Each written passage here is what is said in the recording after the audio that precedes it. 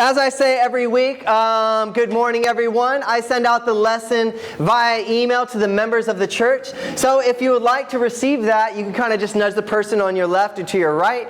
They'll forward that on to you, so it makes it a little bit easier to follow along. But we're not going to be running around in the Bible too much. We're going to be mostly in the book of Exodus. So if you want to open up your Bibles to Exodus chapter 5. The service has been awesome so far, but I don't know about you, but I feel like there's been almost like an unspoken a theme going throughout the service already as I look at the GNN, as I hear the communion, the contribution, and all the things that have been highlighted to me.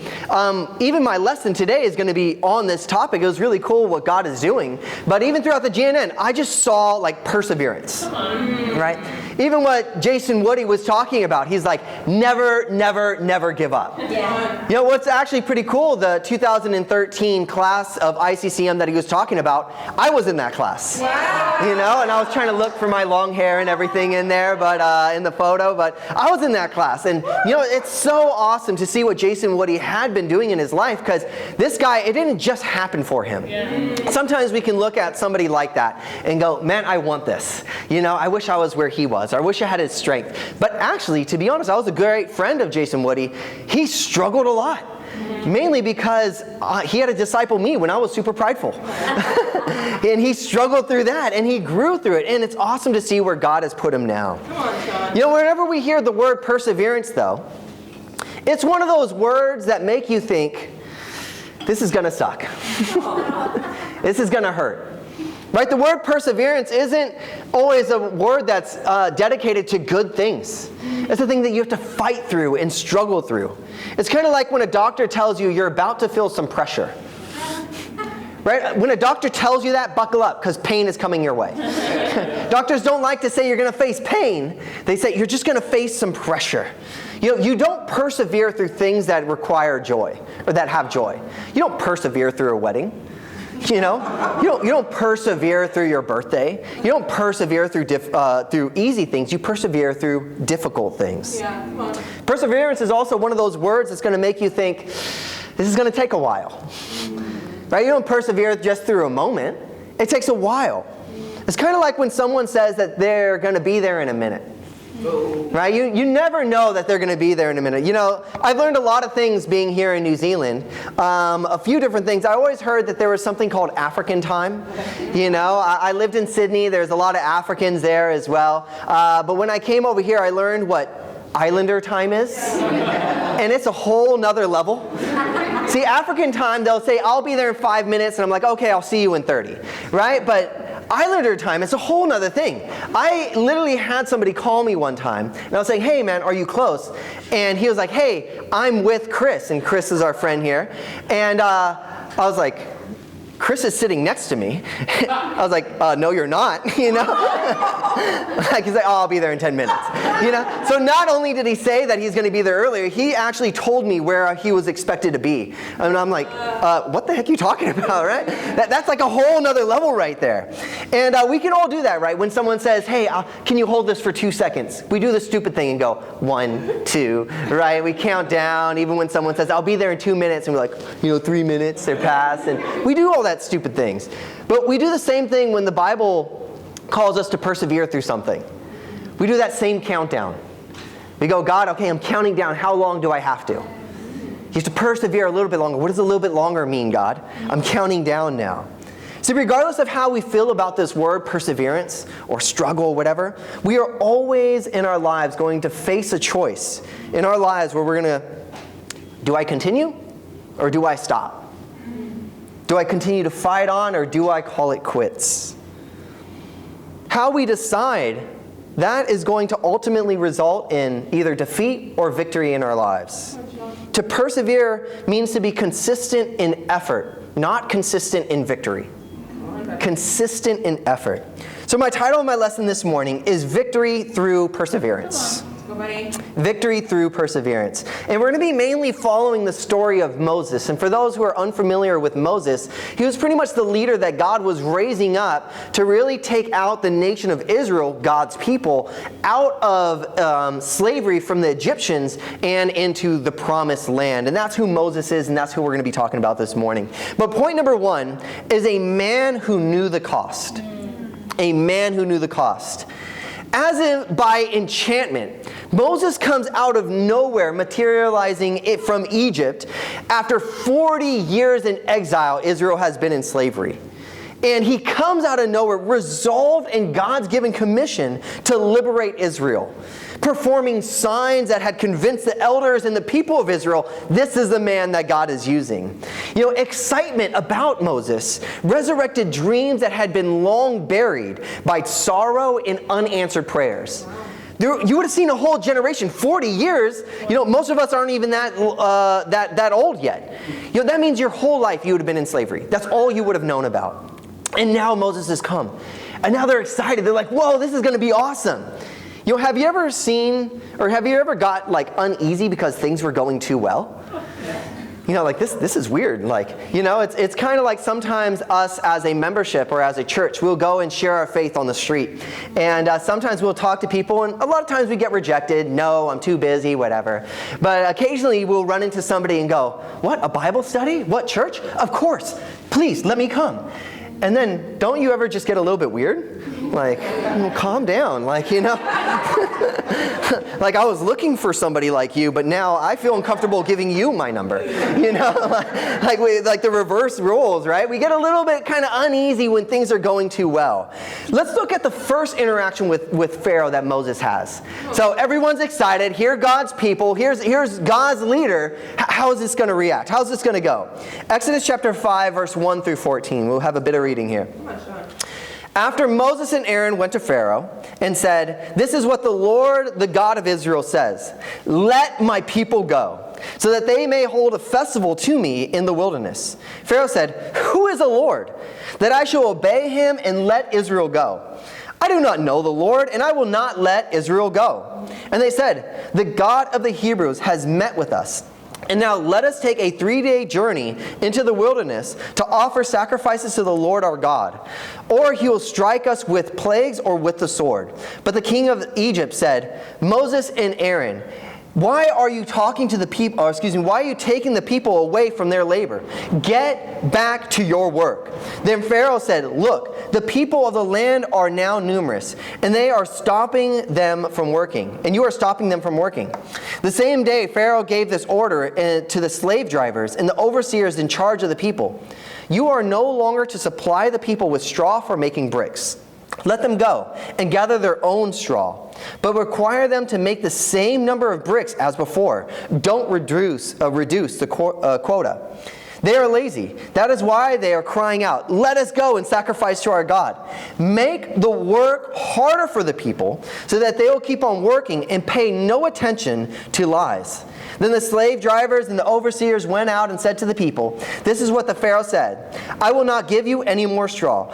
Go and get your own straw wherever you find it, but your work will not be reduced at all. So the people scattered all over Egypt to gather stubble to use for straw.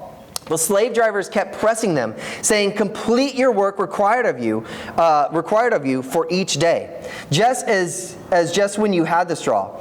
The Pharaoh slave drivers beat the Israelite overseers they had appointed, demanding, why haven't you met your quota of bricks yesterday or today as before? Dropping down to verse 19-21, let's see how Israel reacts to this as well. The Israelite overseers realized that they had been in trouble when they were told, you are not to reduce the number of bricks required of you for each day. Then they left Pharaoh. They found Moses and Aaron wanting to meet them. And they said to them, may the Lord look on you and judge you. You have made us obnoxious to Pharaoh and his officials, and have put a sword in their hands to kill us. You know, in the beginning, they were excited. Like, this is God's man. This is exciting. But their plan didn't go that well. Supercharged by success in convincing Israel that Moses was the man, Moses and Aaron anticipated a quivering Pharaoh, ready to comply to God's commands, ultimatum, let my people go. Right? They would have thought, wow, Israel's behind us. Pharaoh, of course he's going to let us go. But not only not convinced, Pharaoh wasn't even impressed. Not only unaware of Israel's God, but he was unconcerned about his demands. Did not even care. Not only unfazed by Israel's plea, he was hostile to their request. Right when things were going well, that Moses was actually obeying God, there starts to come tests in their lives. So we read a story like this and we go, this isn't right. Everything got worse for them, even though they were clearly in the right. This must be a mistake. And it got easier for Pharaoh, who was clearly in the wrong. Far from freeing his slaves, Pharaoh aimed to make them to break their will. He instituted more devastating servitude and was ruthless to Israel. Where they even started to consider Moses now a false prophet. God judge you for allowing this to happen. Wow. He who seemed all lion to Israel was now all lamb to Pharaoh. Wow. He was nothing. Pharaoh didn't see him as anything. After this, Moses starts speculating darkly. He's like, God, why did you even send me? Why am I even the one that you chose? And he warned God about this too. God, I warn you, why? Don't send me. I wasn't the spokesman that you were supposed to choose. Instead of seeing God actually deliver him now, he's saying, God, all my fears have now come together. God, now I look an imposter to Israel and a fool to Pharaoh. And all these questions and these perplexities and these doubts are so real that we can even sometimes see ourselves in his place, right? Like, man, I know exactly what Moses was feeling there. Where we start to question God. God, why have you called me to such heights that scare and distances that tire? Even when I do walk the path, I fail. Why does this happen? It can be even more painful when we feel like we're giving every drop of our heart. And we feel like we can't do any more, yet we still feel like we can do a little bit more. And it still doesn't work out. We start to see that this is actually a common theme throughout the scriptures. That obedience doesn't automatically result in goodness. It doesn't. We note that Peter obeyed Jesus when he told him to, hey, send out your nets in deeper waters, only to make a catch that threatened his boat. That's Luke 5, verse 6 through 7. And when the disciples obeyed Jesus to cross the Sea of Capernaum, only to face a storm that threatened their lives. They obeyed, and yet something difficult happened. This puzzles us. We can understand being corrected when wronged or disciplined for our sins, but why should we suffer when we're called to obey and we comply? Like, God, I joined the mission team. God, I'm doing it. God, I'm praying, and yet it's still not working out. Like Israel, we begin to wonder, should obedience be this difficult? Like Moses, we begin to question God. God, is obedience worth the price? Moses started to doubt at this moment. We soon realized that the question to our obedience and are we obeying God is not quickly answered. We can't say, I obeyed yesterday, God, so therefore it should work out. It's something that is commonly and reoccurringly tested in our lives. In the same way of proving love in your marriage. You can't get in an argument and say, well, I loved you yesterday. Don't you already feel loved by me? Like, didn't you see what I did last week? It doesn't work that way. You continue showing and displaying your love. In the same way with our obedience with God. In James 1, verse 12, it says, blessed is the one who perseveres under trial, because having stood the test, that person will receive the crown of life that the Lord has promised to those who love him. Most of us might start envying Pharaoh at this moment. His influence as a world statesman, his building programs in Egypt, his mastery of 2 million slaves. Wow, that's a pretty cool guy right there. But you may envy him now in this story, but you wouldn't envy him for long. Right. Because who wants to be Pharaoh when God marches his devastating death throughout Egypt? when he kills all the firstborn? Who wants to be Pharaoh then? Who would be Pharaoh on the day of the Exodus, where his nation is stripped of their gold by slaves? How crazy is that? Who would be Pharaoh after the battle of the Red Sea? Army dead in a heap, and his property, his slaves, singing victory on the other far shore. Nobody wants to be Pharaoh then. See, even Pharaoh didn't want to be Pharaoh then. All this proves is a biblical principle. Obedient discipleship costs before it pays. It costs before it pays. Consider Jesus. He told his disciples in Luke 24, verse 26, did not the Christ have to suffer these things and then enter his glory? He said, don't I have to suffer first and then enter glory? In Hebrews 12:2, he says, Jesus, for the joy set before him, he endured the cross. That there was perseverance before goodness. We find it hard that goodness is not always rewarded with richness. We think that our stocks should always go up. That sickness should only go to the unbelievers. That flat tires should only go to the road hogs. Right? It shouldn't happen to good people, but it never works out that way. But it only happens, we only get to see the good things if we continue to persevere. You know, that's something I think I learned this week as well, where in the beginning of the month, we always have a goal in the church of like, hey, we want to see this many people added to the church and see these things happen. And sometimes your faith can just be on different things rather than just on God. And so sometimes people will be coming to church that I'm like, man, my faith is in this person. My faith is in this. This guy seems really encouraging and things like that. And there's somebody that I was studying the Bible with earlier this month. And, it was awesome getting together like nearly every day. And it was just really encouraging. And out of nowhere, though, he just randomly sends me a text, hey, I don't want to do this anymore, and he blocked my number and all those things. And for a moment, I was just super discouraged, to be honest. I was like, God, this was going to be the guy who's going to become a Christian. He was going to do some awesome things. And for a while, I was just like, okay, let's go back out there. Let's pick yourself up, Sean. Let's have some more faith. And then I think within 2 days, I got to meet my friend Nixon. And, I think we're both shocked that we only met each other literally last Tuesday. And yet, I think we spent more time with each other than we're comfortable with already in the last 5 days. But it's just been super encouraging. And in a moment, to be honest, that I know I was encouraging him in prayer. And it was before our Bible discussion on Friday. But we prayed, and it was myself, Pascal, and Nixon. And we're teaching him how to pray. And this was one of the first times that someone was teaching him. And we're like, okay, we're going to pray 2 minutes each we'll go 3 times around. We'll pray through God, others, and then ourselves. And but this guy broke the rules. He was praying like 5 minutes each time. But it was just super encouraging, though. It's just like a moment of like, the harvest is always plentiful. Harvest is always plentiful. Yes, sometimes we're going to have no's, and sometimes it's going to be difficult. But the harvest is always plentiful. Let me not forget this. Most are devastated with the question of why do bad things happen to good people?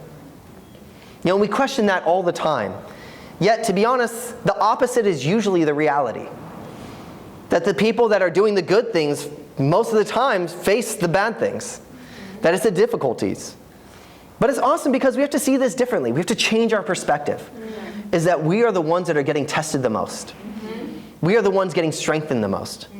We are the ones getting built for the battle and ready for the race. That's us. When you're having it easy, that should be a bad thing, right? It's kind of like whenever your parents don't discipline you. That's a bad thing. That's not good. In the same way, God is disciplining us to encourage us. See, the price is necessary to do God's will to really build up the Christians.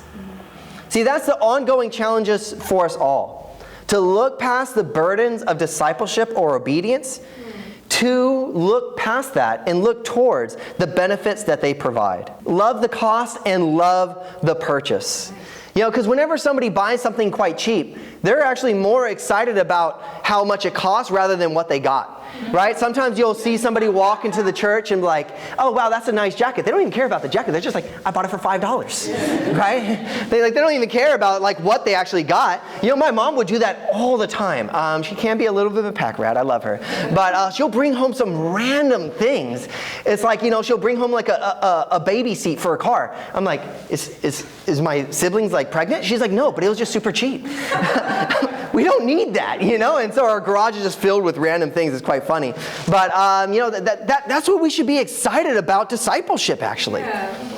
You know, we look at the price of like, yes, it's going to be difficult sometimes. We're like, you don't get how worthy heaven is. Yeah. The cost is nothing compared to that. Heaven, to have a relationship with God, to be part of an awesome family. See, we don't just say the word family like, oh, yes, this is family, like, you know, how a musician will say, I love you, Denver. You know, like, you don't really love me, pay my rent, right? like they're just saying those words. No, when we say family, it's literally family. Yeah. Like, I'll be willing to die for the person to my left and to my right. We don't just see each other on Sunday. We're like, I'm dedicating my life to each other. That's what it means. See, God calls us to look beyond the immediate burdens, but to the ultimate pleasures of discipleship, and to be okay with that cost. To overlook the cost by concentrating on the rewards. To obey God's will even when it's hard. To refuse disobedience or compromise even when it's easy. That should be our life. You know, we're having our anniversary service in next week. Next week we're having our 3rd year anniversary service. So for those that are visiting, we've actually only been a church here present in Auckland for up to 3 years. And for those that have just become a member of the church within the last year, you know, don't you guys just feel like, man, it's been a long year? You know, there are some people who've actually only joined the church in December, you know, and yet it's been a crazy 2 months, has it not? You know, we can feel that. And so when we come up to that, when they come up to 3rd year anniversary, they're like, whoa, so much has happened. They're just excited to celebrate, like, wow, I'm just grateful I made it a year. You know, that's how it is living the disciple life. It's kind of like whenever you think about like 30 seconds. 30 seconds for most people is like, that's nothing. But then when you're playing a guessing game, like, you know, of like, you know, like, what is it called? When you like, charades and stuff like that, like 30 seconds is little. You know, when you start performing a plank, like 30 seconds is super long, you know? It's different. That's like the year of a disciple. It's like you live 1 year for most people is nothing. You live a year following God, wow. The amazing adventures God will have for you. So we have that, those who have been under a year. But then we have the other people who have been here since the beginning of the church. You know, they've been here all 3 years. And they'll go, well, it's just another anniversary. Well, it's just another church service.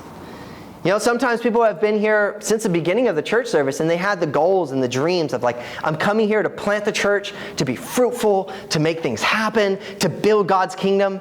And sometimes it didn't work out that way.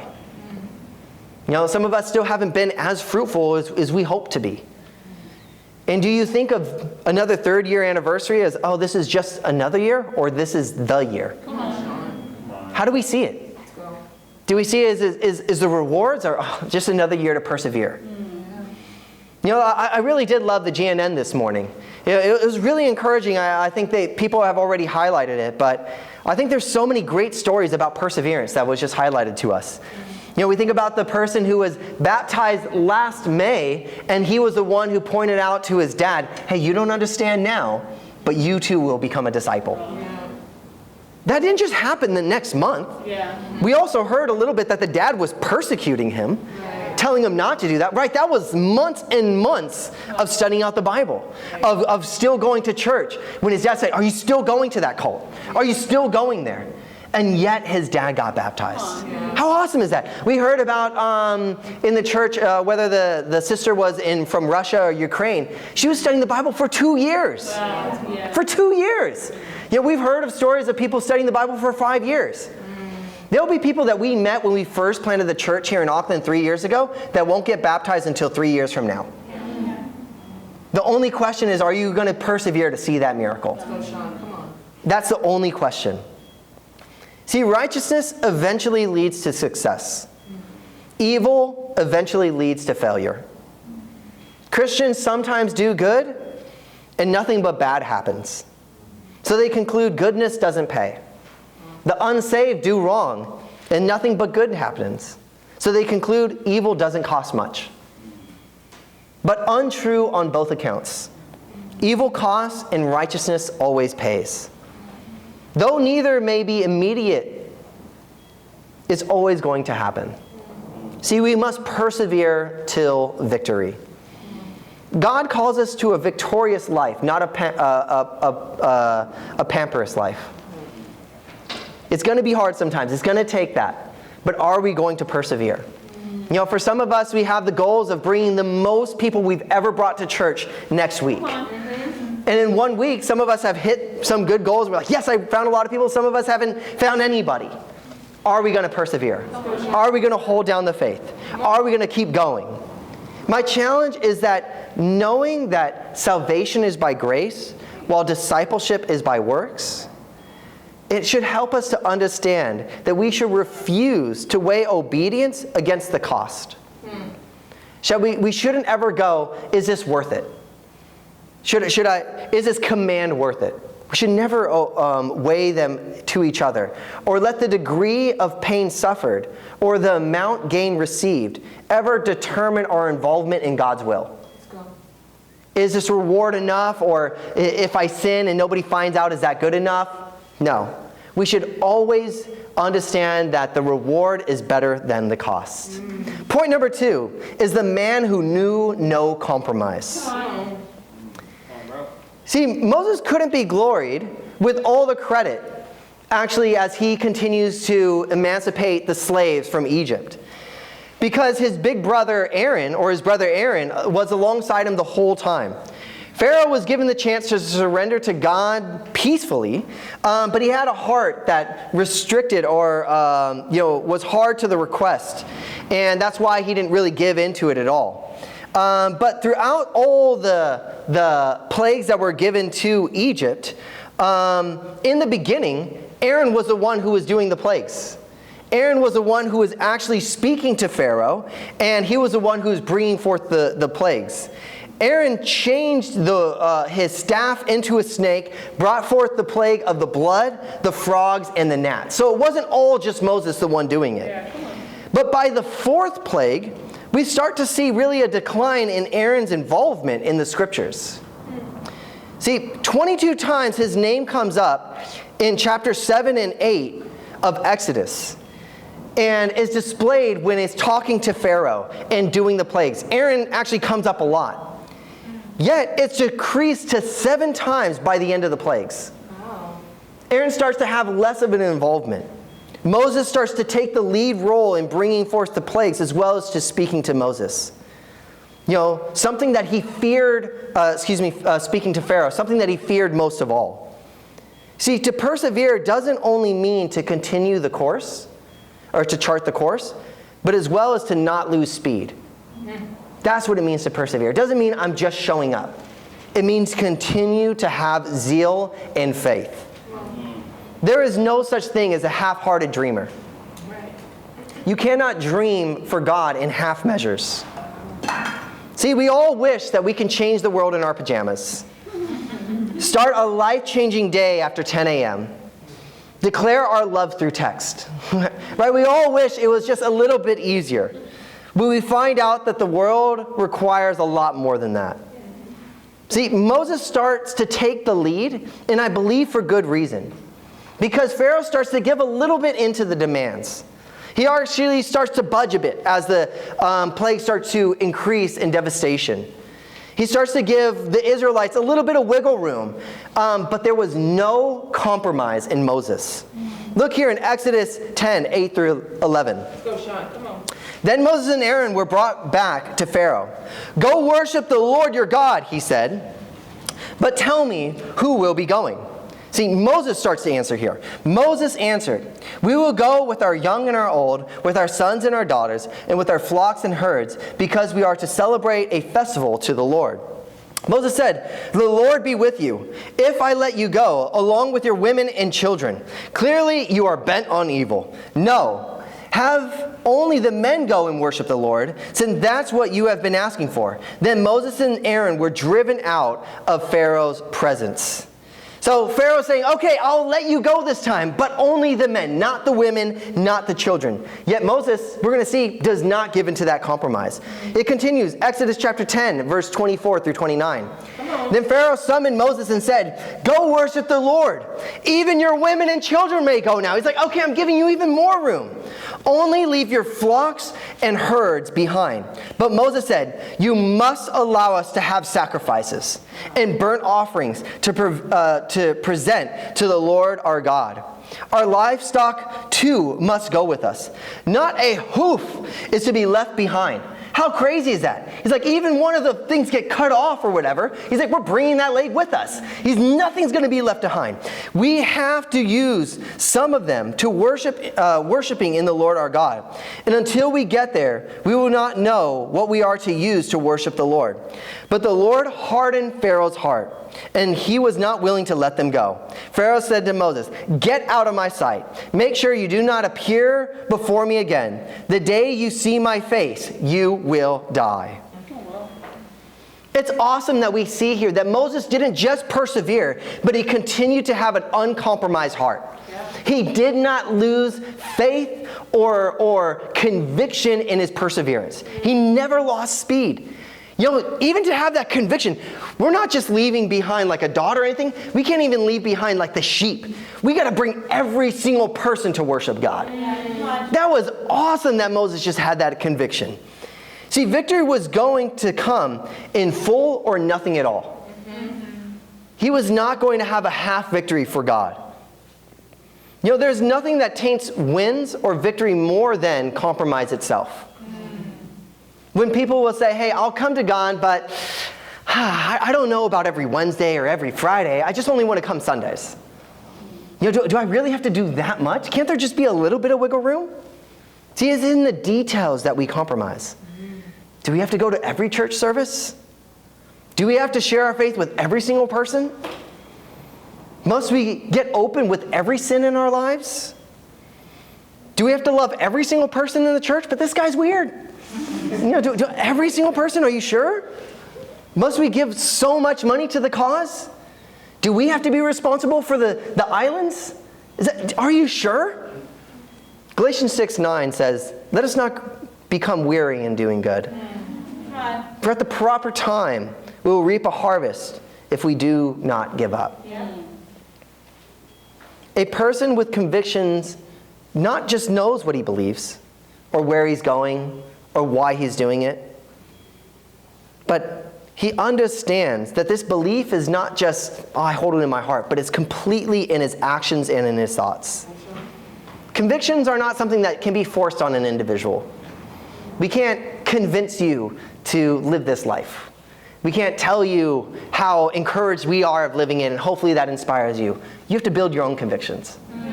How much are you willing to give? How far are you willing to go? See, their beliefs and actions are a choice. That's up to you. When they have this type of convictions, they understand it's true. They know their mission. They know their calling is by God. Regardless of the time, of people, of other opinions, of circumstance, it does not matter. They hold their convictions. See, sometimes it's not good enough just to do our best. What is required of us is to do what is commanded. Not just our best. Every often, I'll reflect and remember the time that Chris and I did our bike trip. And even just like while I'm like laying down on my bed or something, like, man, that was hard, just like every now and then. But there's a lot of life lessons that we learned. For those that don't know, Kristen and myself, we rode our bikes. We did a little bike trip for 3 days, 4 nights, something like that. I don't know. From Taupo all the way back to Auckland. Mostly all the way back to Auckland, which was about 300 Ks plus of our trip. But I learned a lot of things through that. But one thing that I did learn is we do what we must, not what we can. Because there were definite times that we're going up and down mountains where I'm looking at my legs going, how are they still working? Chris can atone to this. I didn't train as much as I should have. And so when we were going on this bike trip, I was just like, how are we still moving? And it just taught me, we do what we must, not what we can, what we think we can. It's the same thing when we have conviction.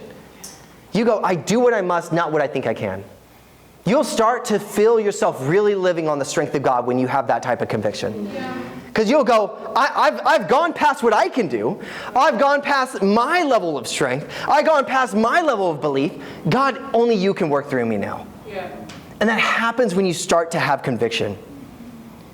See, victory goes to those that don't always succeed. But victory goes through those who are willing to fail time and time again and get back up. See, perseverance is not a long race. It is actually many short races, one after another. Because sometimes when people think this is a long race, we'll go, well, I already finished the race. I already did that. I was tested last week. I was tested last year.